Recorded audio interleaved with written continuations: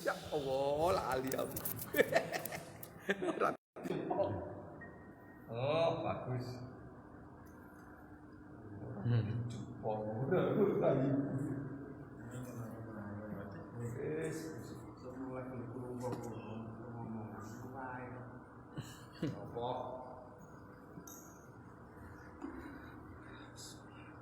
Bismillahirrahmanirrahim.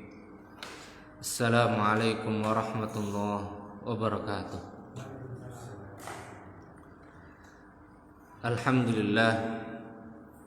Alhamdulillahi rabbil alamin. Wassalatu wassalamu ala rasulillah wa ala alihi wa sahbihi ajma'in. Allahumma salli ala Muhammad wa ala ali Muhammad kama sallaita ala Ibrahim wa ala ali Ibrahim innaka Hamidum Majid. Qala Allah Ta'ala fi kitabihil karim, ya ayyuhalladzina amanu taqullaha haqqa tuqatih wa la tamutunna illa wa antum muslimun. Ya ayyuhan nasu taqu rabbakumul ladzi khalaqakum min nafsin wahidah wa khalaqa minha zawjaha wa batha minhuma rijalan katsiran wa nisaa'a wattaqullaha alladzi tasaaluna bihi wal arham innallaha kana 'alaikum raqiba. Ya ayyuhalladzina amanu taqullaha wa qulu qawlan sadida yuslih lakum a'malakum wa yaghfir lakum dhunubakum wa may yuti'illaha wa rasulahu faqad faza fawzan 'azima. Amma ba'd, fa inna asdaqal kalami kalamullah wa khairal hadi hadi Muhammadin sallallahu alaihi wasallam wa syarrul umuri muhdatsatuha fa inna kulla muhdatsatin fid din bid'ah wa kulla bid'atin dhalalah wa kulla dhalalatin finnar. Ma'asyiral muslimin dan muslimah azzani Allah wa iyyakum. Alhamdulillah, pada kesempatan malam hari ini dengan izin Allah Subhanahu wa taala kita bisa melanjutkan kembali pembahasan kita pada hadis yang ke-13 dari hadis Al-Arba'in An-Nawawiyah. Dan Al-Haditsus Tsalits Asyara, hadis yang ke-13, An Abi Hamzah Anas bin Malik radhiyallahu anhu khadimi Rasulillah sallallahu alaihi wasallam an Nabi sallallahu alaihi wasallam qala la yu'minu ahadukum hatta yuhibba li akhihi ma yuhibbu li nafsihi. Rawahu Al-Bukhari wa Muslim. Hadis yang ke-13 dari Abu Hamzah, kunyah beliau dan nama beliau Anas ibn Malik radhiyallahu anhu, dan beliau adalah khadimi Rasulullah sallallahu alaihi wasallam, salah seorang pelayan pembantu dari Rasulullah sallallahu alaihi wasallam. Beliau meriwayatkan dari Nabi sallallahu alaihi wasallam, anin Nabi sallallahu alaihi wasallam qala, beliau sallallahu alaihi wasallam bersabda, la yu'minu ahadukum, tidaklah sempurna iman salah seorang kalian, hatta yuhibba li akhihi ma yuhibbu li nafsihi, sehingga dia mencintai untuk saudaranya apa yang ia cintai untuk dirinya sendiri. Tidaklah sempurna iman salah seorang kalian sehingga dia mencintai untuk saudaranya apa yang dia cintai untuk dirinya sendiri. Dan hadis ini diriwayatkan oleh Imam Al-Bukhari dan Muslim.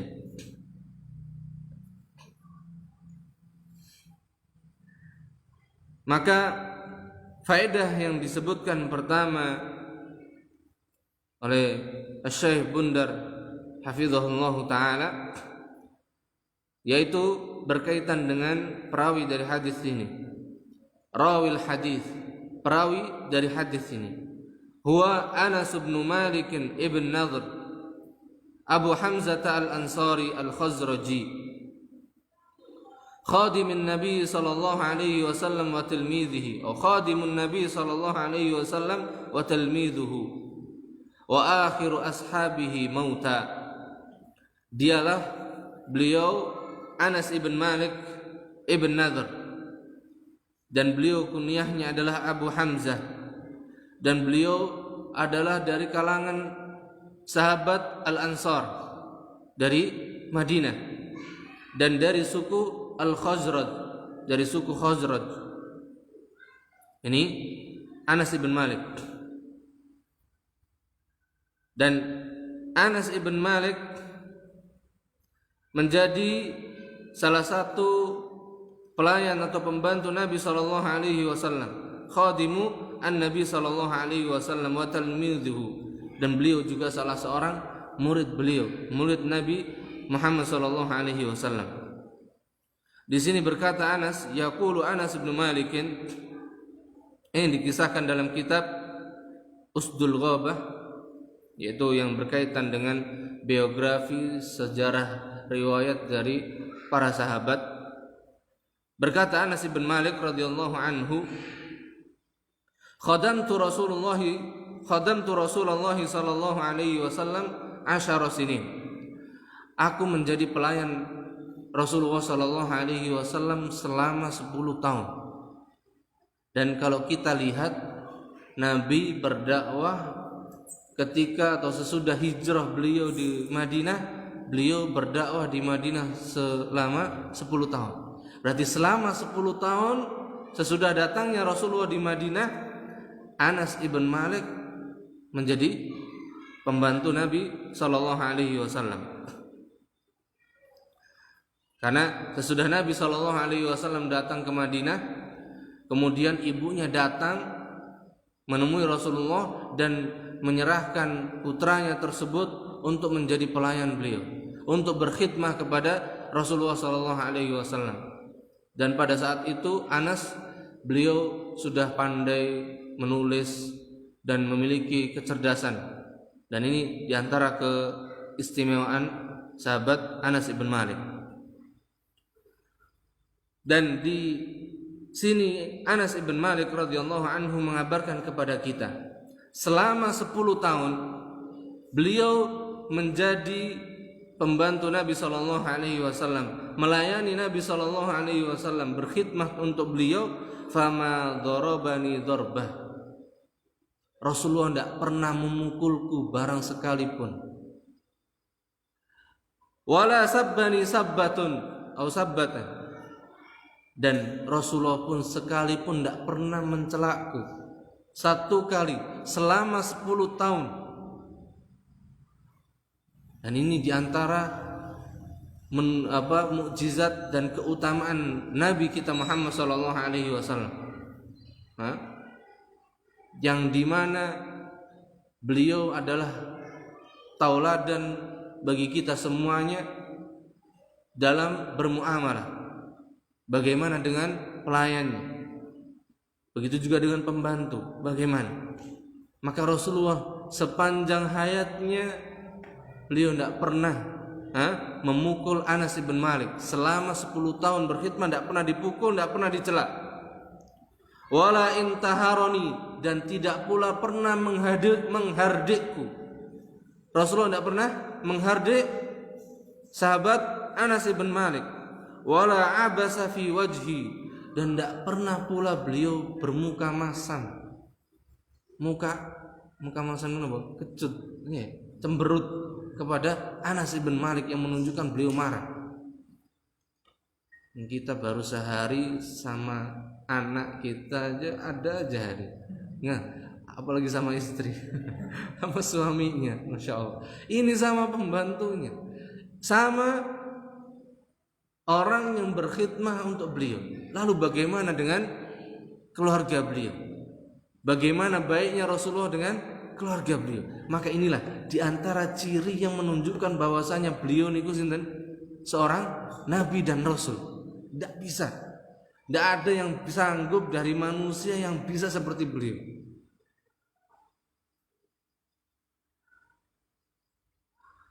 Kemudian Anas bin Malik mengabarkan, "Fakana awwalu ma awsani bihi," maka pertama kali yang beliau wasiatkan kepadaku ketika aku menjadi pelayan beliau, kata Anas bin Malik, an qala, beliau berkata, Rasulullah bersabda kepada Anas, "Ya bunayya, wahai anakku, uktum sirri taku mu'mina."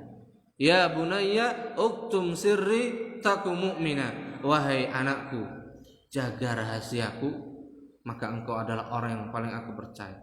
Maka engkaulah orang yang aku percayai, katanya. Masya Allah. Maka wasiat tersebut diemban oleh Anas ibn Malik sepanjang beliau hidup. Maka beliau katakan, fakanat ummi wa azwajun Nabi sallallahu alaihi wasallam yas'aluni. Padahal ibuku pernah dan juga istri Nabi sallallahu alaihi wasallam pun pernah bertanya kepadaku an sirri Rasulullah sallallahu alaihi wasallam, tentang rahasianya siapa? Rasulullah sallallahu alaihi wasallam. Karena berarti di sini menunjukkan bahwasanya suami pun ada privasi yang mungkin tidak semuanya dikabarkan kepada istrinya. Dan ini diketahui oleh sinten? Anas bin Malik. Mereka bertanya tentang rahasia Rasulullah sallallahu alaihi wasallam yang aku ketahui. Maka Anas mengatakan, fala ukhbiruhum bihi, maka aku tidak pernah mengabarkan tentang rahasianya Rasulullah sallallahu alaihi wasallam kepada mereka. Wa ma ana mukhbirun bi sirrihi sallallahu alaihi wasallam ahadan abada. Bahkan Anas ibn Malik mengabarkan kepada kita di sini bahwasanya beliau pun sepanjang hayatnya, selama hidup beliau tidak pernah mengabarkan rahasia Rasulullah sallallahu alaihi wasallam kepada seorang pun. Nah, ini menunjukkan bahwasanya Anas ibn Malik betul-betul menjaga rahasia dan memenuhi janji wasiat dari Rasulullah sallallahu alaihi wasallam. Dan di antara keutamaan beliau sallallahu alaihi radhiyallahu anhu, ya, keutamaan Anas ibn Malik di sini dijelaskan atau disebutkan sampai-sampai beliau pernah dijanjikan oleh Rasulullah sallallahu alaihi wasallam akan berjumpa dengan Anas yang kedua kalinya di akhirat, sebelum di surga, sebelum masuk surga. Maka Anas dijanjikan oleh Rasulullah akan menemuinya yang kedua kali. Wa wa'ada ar-Rasul sallallahu alaihi wasallam Muhammadun Anas bin Malik bil liqa'i marratan ukhra. Rasulullah menjanjikan akan bertemu dengan Anas yang kedua kali fi yaumil qiyamah, pada hari kiamat. Pada hari kiamat, berarti sebelum memasuki surga di sini. Wa wa'adahu bisyafa'ah, dan Nabi sallallahu alaihi wasallam menjanjikan untuk Anas akan beliau beri syafaat. Akan beliau berikan syafaat. Kemudian qala Anas bin Malik, maka Anas bin Malik pun berkata, annahu sa'ala an-nabiy sallallahu alaihi wasallam faqala, bahwasanya Anas bin Malik meminta kepada Rasulullah sallallahu alaihi wasallam dan beliau berkata, khadimuka Anas isfa' lahu yaumal qiyamah. Inilah pembantumu Anas bin Malik, maka berikanlah syafaat untuknya wahai Rasulullah. Wahai Rasulullah. Qala, maka Nabi sallallahu alaihi wasallam berkata, utlubni awwala ma tatlubuni 'inda sirat. Atau dalam riwayat yang lain, ana fa'il. Ya, aku telah memberikan syafaat untukmu dan aku telah menjanjikan syafaat itu untukmu. Maka Nabi SAW mengatakan, carilah aku. Awwalu ma tatlubuni 'inda sirat. Maka carilah aku yang pertama kali ketika engkau sedang berada pada sirat. Ketika apa? Hendak melalui sirat. Fa in wajadtani, maka engkau akan mendapatiku. Wa illa, kalau engkau belum mendapatiku di sirat, yaitu jembatan yang membentang di atas neraka Allah Subhanahu wa taala. Dan jembatan ini bukan seperti jembatan yang kita tahu, tapi dia ada setipis rambut dan setajam mungkin benda yang paling tajam. Maka ini sirat. Kalau engkau tidak mendapatiku di sirat, fa ana indal mizan, maka cari aku di mizan, yaitu di timbangan amal manusia. Ketika manusia ditimbang amalnya, maka cari aku di sana, kata Rasulullah SAW. Wa illa, kalau engkau tidak mendapatiku di mizan, fa ana inda haudhi, maka pasti aku ada di haud, di telagaku.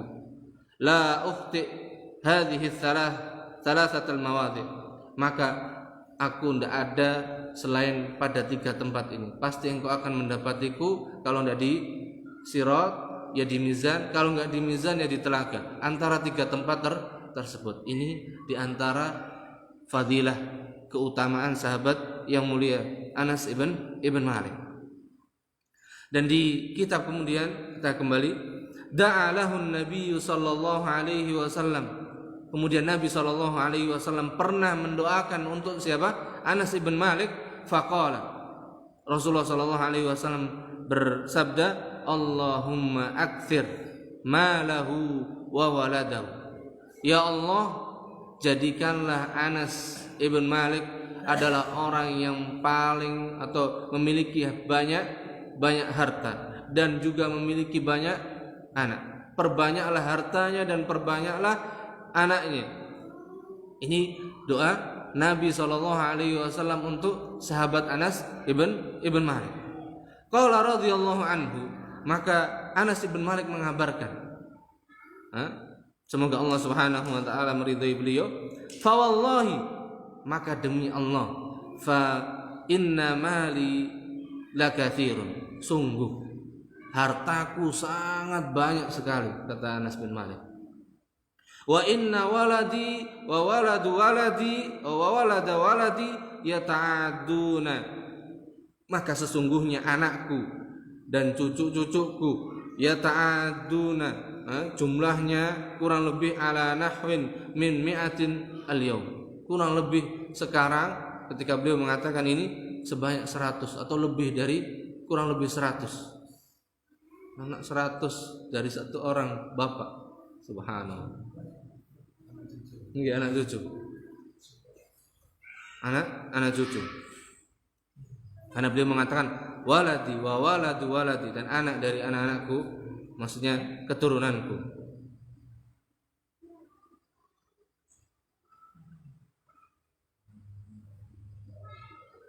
Itu kurang lebih 100. Itu ketika beliau masih hidup. Rawahu Muslim. Dan hadis ini diriwayatkan oleh Imam Muslim.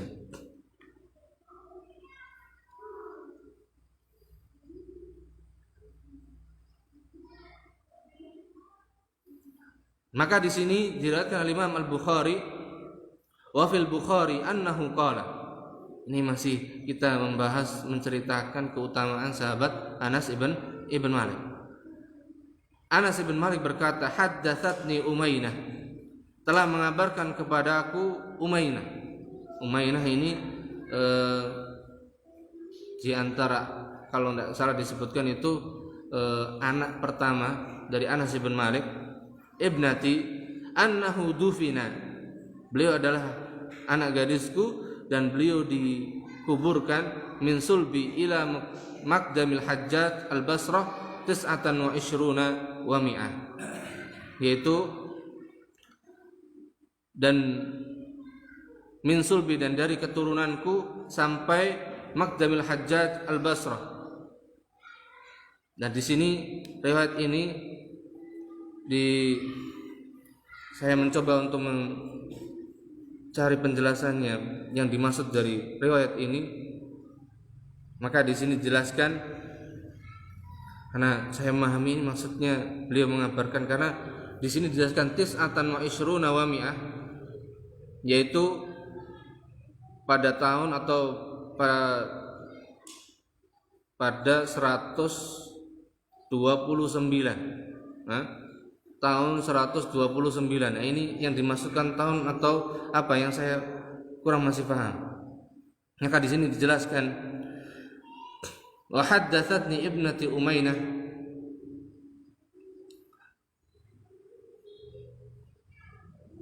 ay min waladihi, yang beliau adalah putrinya Maqdamil Hajjaj Al-Basrah, ay min awwali ma mata li min al-aulad ila an qaddama al-Hajjaj, dari anakku yang pertama kali meninggal sampai datang Hajjaj ibn Yusuf di kota Basrah, karena Anas ibn Malik meninggal di kota Basrah, kota Irak. Wa kana qadimal Hajjaj Al-Basrah sanata 75, dan Hajjaj ibn Yusuf itu tiba di kota Basrah tahun 75. Wa qad 'asha Anas ba'da dzalika ila sanati 3 wa yuqalu itsnatai wa yuqalu ihda, dan Anas ibn Malik hidup sampai tahun 91, dalam riwayat yang 92 atau 93 Hijriah. Jadi Anas bin Malik wafat tahun 92. Di sini yang dikuatkan oleh muallif 92 Hijriah. Kemudian perkataan bid'un wa ishruna wa mi'ah fihi wa fi riwayatil Ansari an Humaid 'inda al-Baihaqi fi ad-dalalah wa tis'in wa ishruna wa mi'ah wa huwa 'inda al-Khatib fi riwayatil aba 'anil abna, yaitu kurang lebih jaraknya atau tahun 129.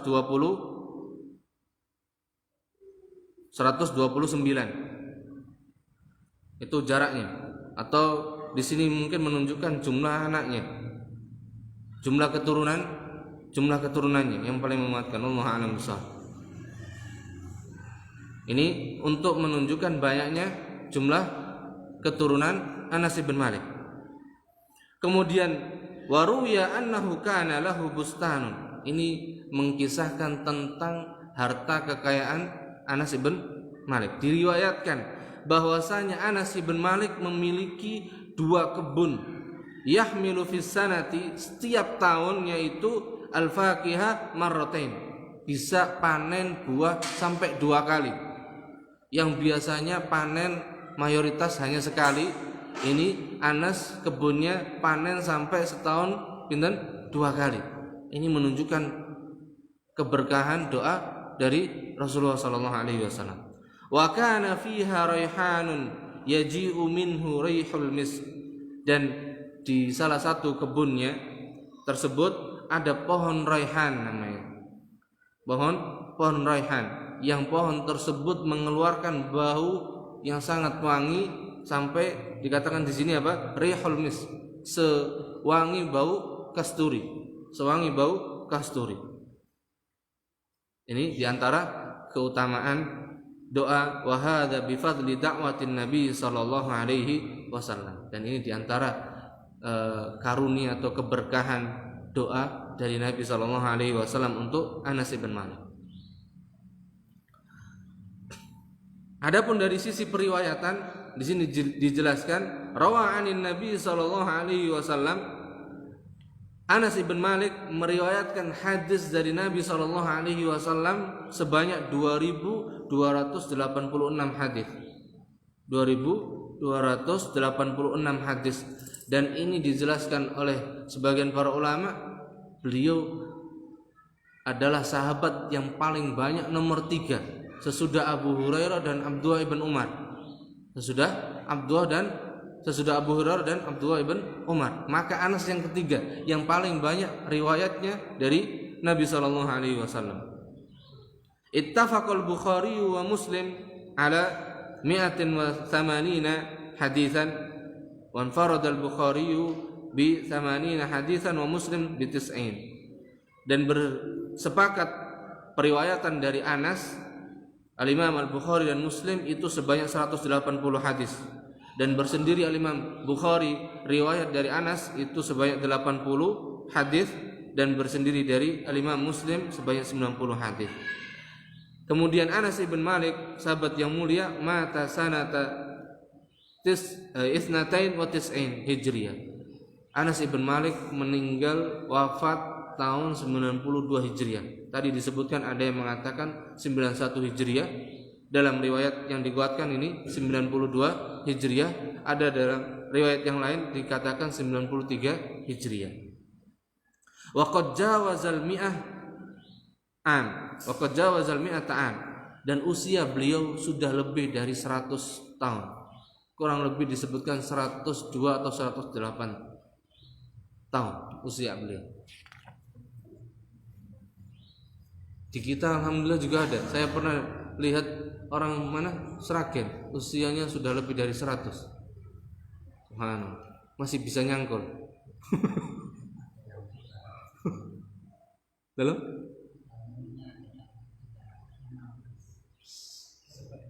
$300. Masya Allah. Oh maaf. Iya. Nah, kemudian masuk ke faedah yang kedua.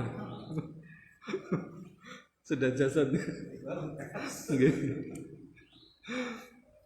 Faedah yang kedua, nah kita sekarang masuk ke syarah hadis. La yu'minu ahadukum. Di sini la yu'minu ahadukum maknanya bukan tidak ada iman. Tidak beriman salah seorang kalian. Namun maknanya apa? Anna min kamalil iman. Di sini maknanya adalah menunjukkan tidak sempurna iman kalian. Tidak sempurna iman salah seorang kalian. Di sini saya bawakan perkataan Syekh Muhammad ibn Shalih Al-Utsaimin, la yu'minu ahadukum. Makna dari la yu'minu ahadukum ay la yatimmu imanu ahadina. Tidak sempurna iman salah seorang kita. Maka penafian iman di sini maksudnya adalah penafian kesempurnaan iman. Menafikan apa? Kesempurnaan iman. Bukan laisa nafyan li aslil iman. Bukan menafikan keseluruhan iman. Bukan menafikan pokok iman. Berarti kalau apa? Tidak mencintai saudaranya apa yang dia cintai untuk dirinya, maka menghilangkan keimanan seluruhnya. Tidak. Tapi apa? Tidak sempurna maknanya. Okay. Karena apa? Saya menjelaskan maknanya di sini tidak sempurna dikarenakan al-amalu li'anna al-amala la yukhriju bihi al-insan minal iman. Karena amalan ini mencintai saudaranya, apa yang dia cintai untuk dirinya ini merupakan amalan yang tidak sampai mengeluarkan seseorang itu dari wilayah keimanan. Wala yu'tabaru murtaddan, maka orang yang tidak mencintai saudaranya sebagaimana dia mencintai untuk dirinya di sini tidak dianggap sebagai orang yang murtad. Gitu. Karena kalau dikatakan tidak beriman berarti apa? Murtad, hilang imannya. Kalau diartikan apa? Bukan tidak sempurna. Akan tetapi Syekh menjelaskan wa innama huwa min babin nasihah. Jadi hadis ini merupakan apa? Nasihat, anjuran dari Nabi SAW. Fayakunu nafyu huna nafyan li kamalil iman. Maka penafian iman di sini maknanya apa?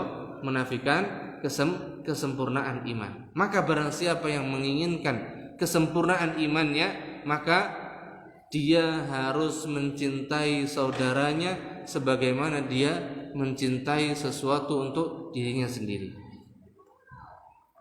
Ai anna min kamalil iman wa khisalihil wajibah, dan merupakan bagian yang wajib ada untuk menunjukkan keimanan atau kesempurnaan tersebut, an yuhibbal mar'u li akhihil mu'min, seseorang mencintai saudaranya yang mukmin, ma yuhibbu li nafsihi, apa yang dia cintai untuk dirinya, min umurid dunya wa min umurid dini wad dunya, baik dalam urusan apa?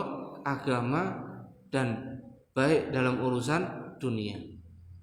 Maka menunjukkan kesempurnaan iman atas kita, maka kita pun mencintai apa yang kita cintai juga untuk saudara kita.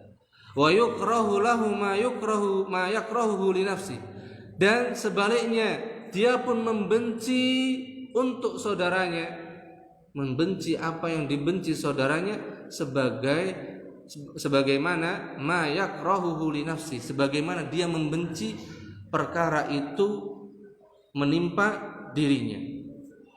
Nah, maka dia pun membenci perkara tersebut menimpa saudaranya sebagaimana dia benci sesuatu tersebut menimpa dirinya. Maka dia berusaha apa?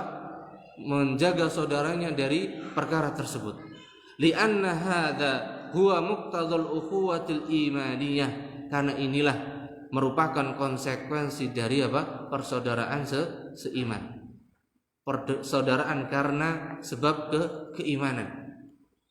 Persaudaraan karena sebab keimanan itu bukan karena ada apa?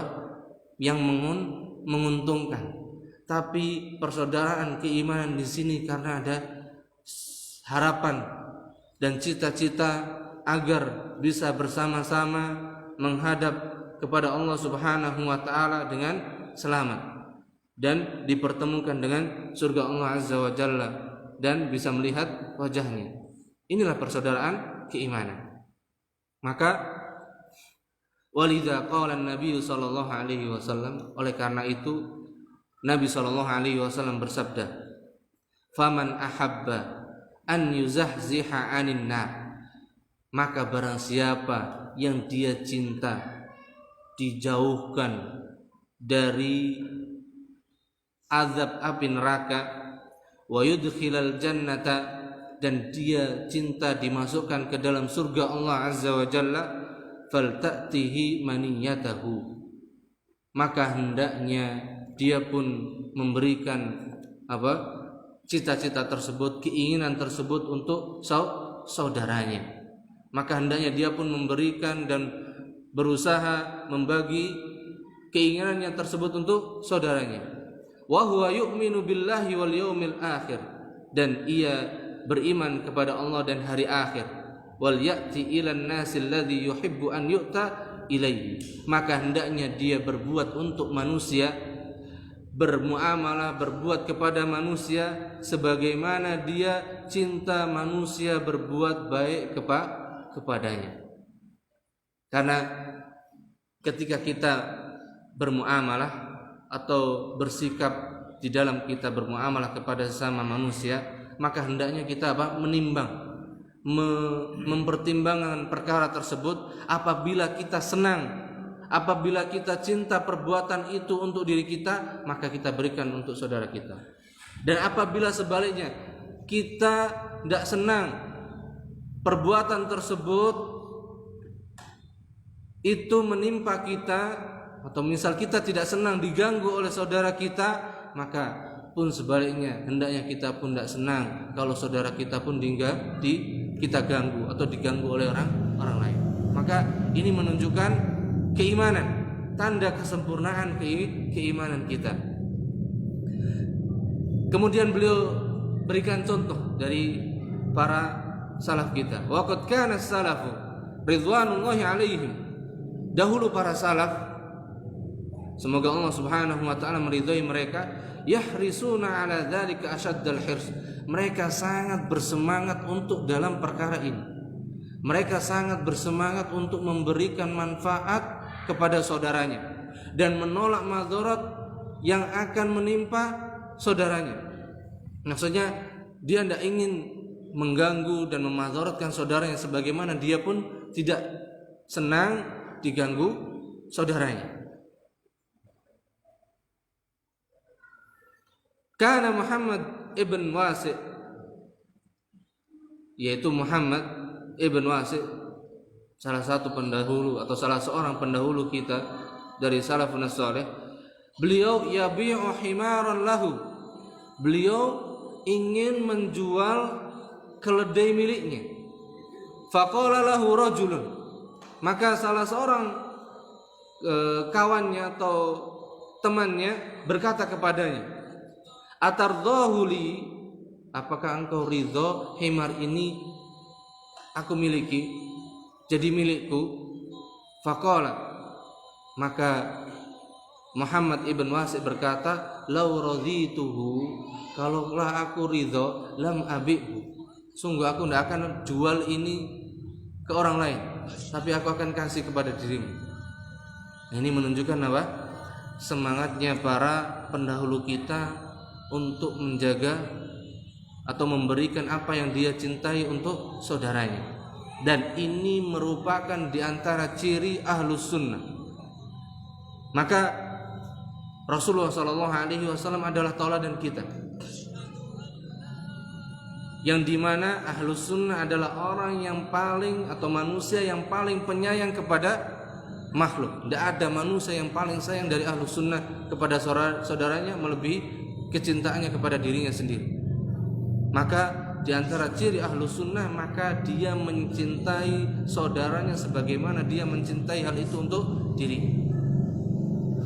Maka barang siapa yang dia sayang kepada saudaranya, maka dia berusaha untuk menjaga saudaranya tersebut terjatuh dalam apa? Jurang neraka Allah Subhanahu wa taala. Tidak senang dia saudaranya masih bergelimang dengan kesyirikan dan kebid'ahan. Tidak senang, tidak cinta, benci dia akan saudaranya yang masih terjatuh dalam kemaksiatan. Maka dia berusaha untuk menasihati. Maka kalau ada dari saudara kita yang menasihati kita dari perkara-perkara tersebut, maka menunjukkan bahwasanya apa? Mereka adalah orang-orang yang sangat sayang dan mencintai kita. Maka hendaknya begitulah kita kepada saudara kita. Dan ini yang harus kita bangun dan kita pupuk. Bukan karena unsur dunia dan unsur materi saja, tapi karena keimanan dan karena perintah Allah dan Rasul-Nya. Sehingga di sini kita berusaha untuk menebarkan kasih sayang, menebarkan apa yang paling dicintai oleh manusia. Dan perkara yang paling dicintai dan yang paling baik untuk manusia, yaitu makanya di sini ahlus sunnah selalu mengajak manusia untuk mentauhidkan Allah Subhanahu wa taala. Ahlus sunnah adalah mereka orang-orang yang mengajak manusia agar kembali untuk mentauhidkan Allah. Karena apa? Dengan tauhid inilah yang akan menyelamatkan dan menjaga manusia, menjaga saudaranya dari apa? Azab Allah Subhanahu wa taala. Maka mudah-mudahan Allah Subhanahu wa taala senantiasa menjaga kita dan menegakkan kita di atas tauhidnya, baik untuk diri kita sendiri dan juga untuk keluarga kita, dan mungkin juga mudah-mudahan kita tetap bisa juga mencintai saudara kita dengan memberikan nasihat kepada saudara kita yang kita mampu untuk menyampaikannya dan menasihatinya. Wa hadhihi isyaratun minhu ila annahu la yarda li akhihi illa ma yarda li nafsihi. Maka di dalam kisah tadi mendapat atau terdapat isyarat bahwasanya Muhammad ibn Wasi' ini tidak ridho itu ada padanya sebagaimana dia tidak ridho keledai tadi itu ada pada dirinya, karena mungkin ada cacatnya mungkin atau ada yang tidak dia senangi, sehingga dia jual. Mending dia jual daripada harus diberikan atau dijual kepada saudaranya, mending dijual sama orang lain. Mungkin buat disembelih atau yang semisal. Allah a'lam bishawab. Ini. Kemudian faedah yang ketiga, anna man ahabba li akhihi ma yuhibbu li nafsihi, siapa yang sudah berusaha mencintai untuk saudaranya apa yang dia cintai untuk dirinya, siapa yang sudah berusaha untuk itu, faqad salima sadruhu minal ghilli wal ghisyi wal hasad, maka menunjukkan bahwasanya hatinya telah selamat bersih dari sifat iri, dengki dan hasad. Karena tanda bahwasanya kita itu hati kita tidak ada hasad, berarti apa? Kita sudah mulai mencintai saudara kita sebagaimana kita mencintai untuk diri kita sendiri. Maka itu obatnya. Itu adalah obatnya. Li'annal hasada, karena hasad itu, sifat hasad tersebut, yamna'ul hasidi, akan menghalangi orang yang hasad, akan menghalangi orang yang di dalam hatinya terdapat sifat hasidin, ma yuhibbul, cintai saudaranya apa yang dia cintai untuk dirinya sendiri. Bal yuhibbu daiman, bahkan dia senantiasa berusaha mencintai an yamtaza 'anil nas, apa yang baik untuk manusia, apa yang baik untuk saudaranya. Wa alla yafuqahu ahad, bahkan dia tidak ingin diungguli atau tidak merasa bahwasanya saudaranya lebih, atau dia merasa lebih unggul dari saudaranya. Dia tidak merasa apa? Lebih unggul dari saudaranya. Tapi apa? Ingin juga saudaranya pun merasakan apa yang dia rasakan dari kebaikan, dari hidayah, dari petunjuk, dari ilmu. Maka ini menunjukkan bahwasanya bukti kesempurnaan iman yang ada pada seorang mukmin, yaitu dia berusaha mencintai saudaranya sebagaimana dia mencintai sesuatu tersebut untuk dirinya sendiri.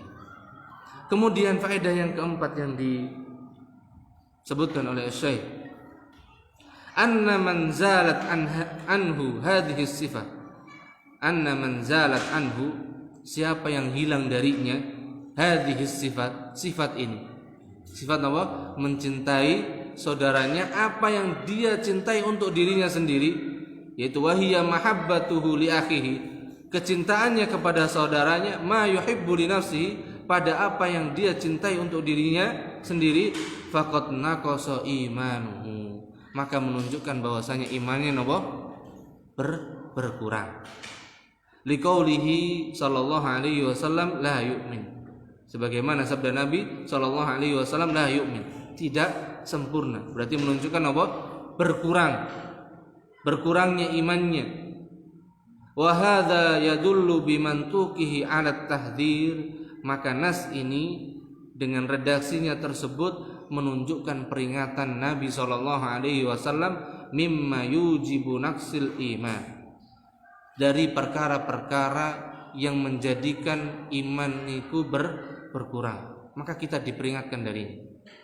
Nabi sallallahu alaihi wasallam mengingatkan darinya, dan ini pun menunjukkan bahwasanya Rasulullah sangat mencintai umatnya sebagaimana beliau mencintai untuk dirinya. Rasulullah mencintai keimanan, maka Rasulullah pun berusaha mencintai untuk umatnya supaya mereka bisa beriman. Harisun alaikum bil mu'minin, beliau sallallahu alaihi wasallam sangat bersemangat untuk menjelaskan dan membimbing kita menuju iman, mengenalkan kita untuk supaya beriman kepada Allah Subhanahu wa taala dengan benar. An yakunu ikhwatan mutahabbina, supaya kita saling bersaudara dan saling mencintai. Tasudu bainahum ilfah, yang mereka saling berlemah lembut. Mereka saling berlemah lembut. Maka ahlu sunnah adalah orang yang paling lembut dengan saudaranya.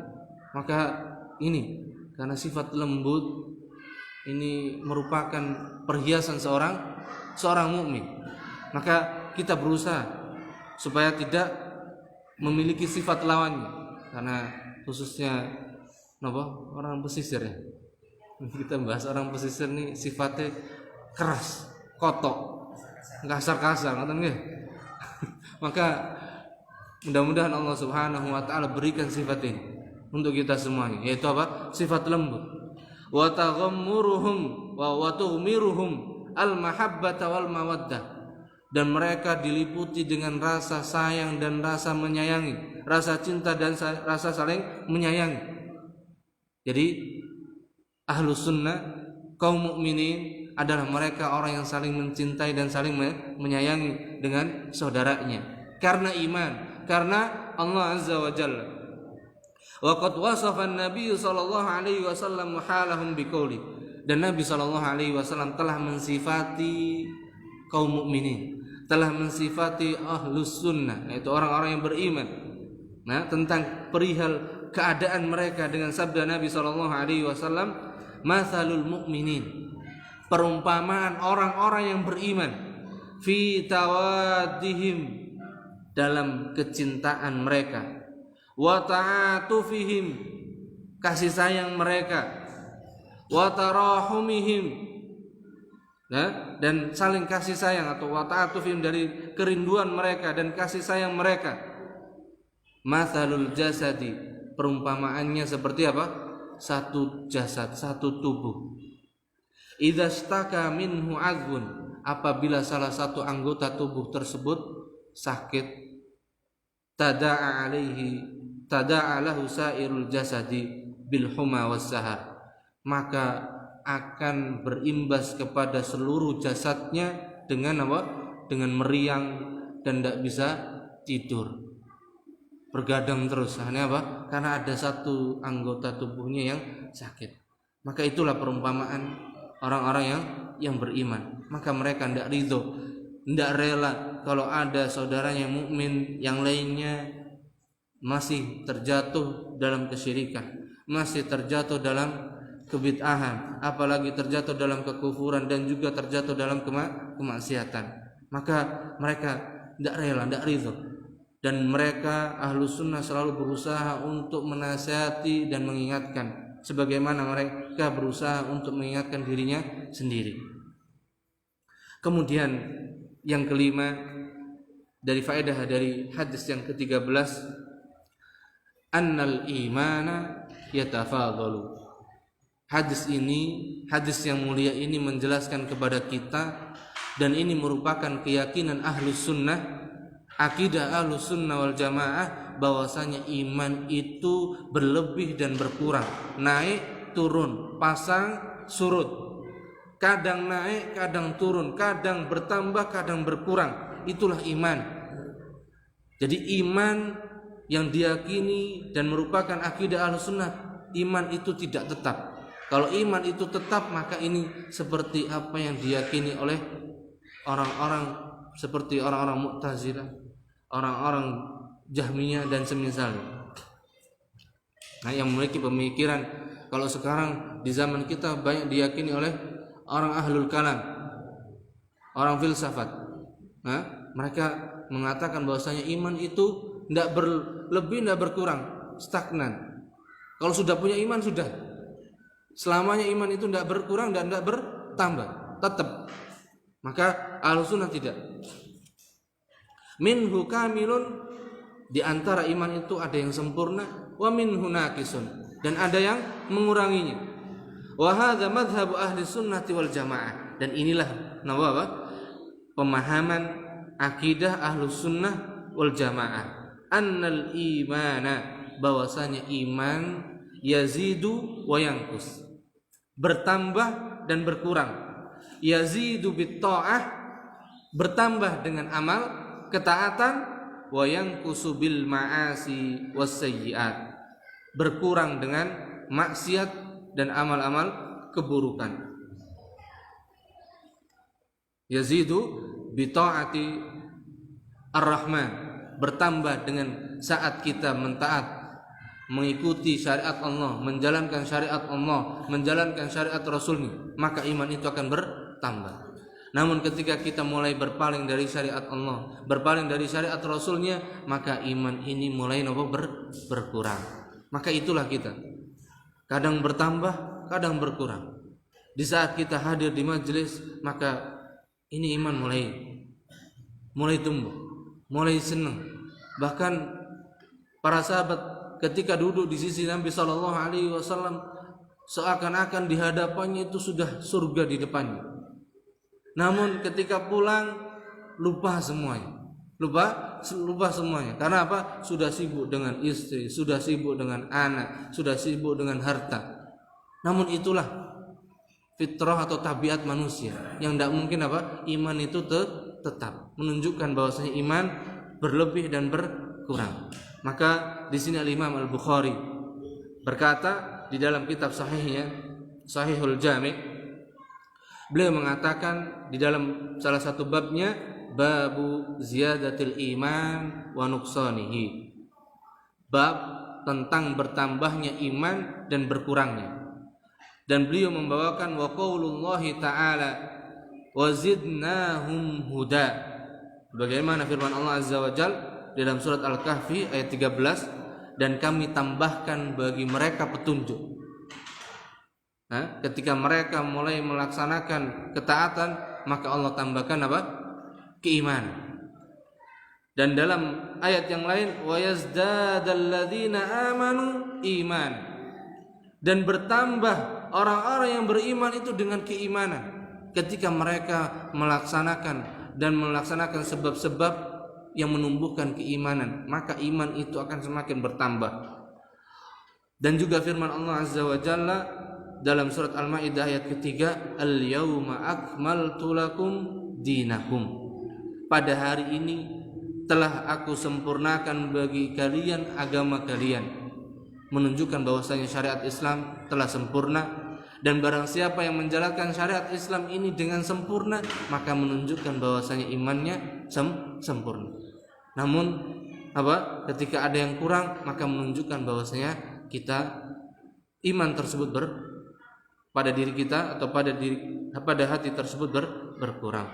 Fa idza taraka syai'an minal kamali fa huwa naqisun, maka apabila dia meninggalkan salah satu dari kesempurnaan, dari sebab-sebab yang menjadikan kesempurnaan iman itu, fahuwa naqisun, maka menunjukkan bahwasanya iman itu sedang berkurang, sedang turun levelnya. Maka dengan berkurangnya itu kita mulai butuh butuh nasihat, butuh suplemen lagi, yaitu dengan memperbanyak istighfar, dengan memperbanyak tilawatul Quran dan yang semisalnya, sehingga iman kembali naik lagi. Dan di antara sebab yang menumbuhkan iman dan menjadikan iman bertambah, sohbatul as-salihin, berkawan dengan orang-orang saleh, berkawan dengan orang-orang atau teman-teman yang senantiasa mengingatkan kita dan menasihatkan kita agar kalau kita terjatuh, kita lalai, kita diingatkan untuk kembali. Ini beberapa faedah yang kita bahas dari apa yang disampaikan oleh Syekh Hafizahullah Ta'ala. Wallahu ta'ala al-musawwab. Barangkali ada yang tanyakan?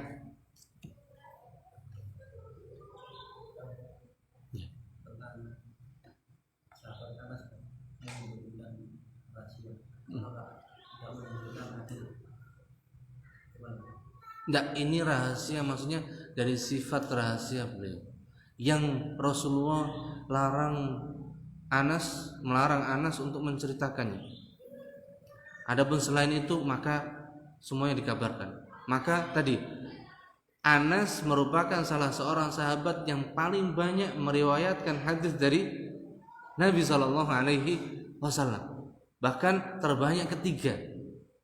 Berarti menunjukkan semua dikabarkan yang berkaitan untuk kemaslahatan umat.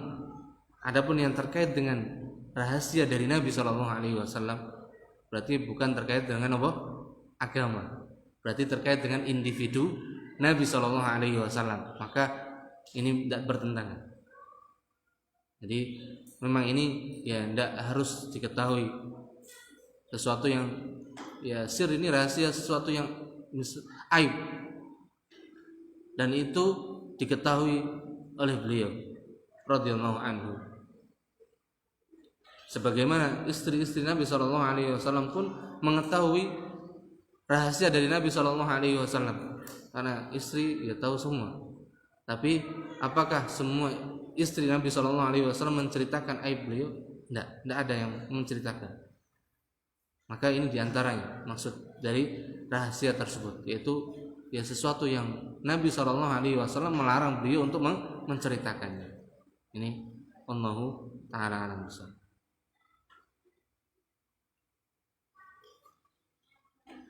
Mudah-mudahan apa yang kita bahas pada kesempatan hari ini bisa menjadikan kita untuk senantiasa berusaha mengamalkan sebab-sebab yang menumbuhkan keimanan kita, dan kita berusaha untuk menjauhi sebab-sebab yang menjadikan iman berkurang. Wallahu ta'ala a'lam bishawab, wa nas'alullaha at-taufiqa was-sadad. Subhanakallahumma wa bihamdik, asyhadu an la ilaha illa anta, astaghfiruka wa atubu ilaik. Wassalamualaikum warahmatullahi wabarakatuh.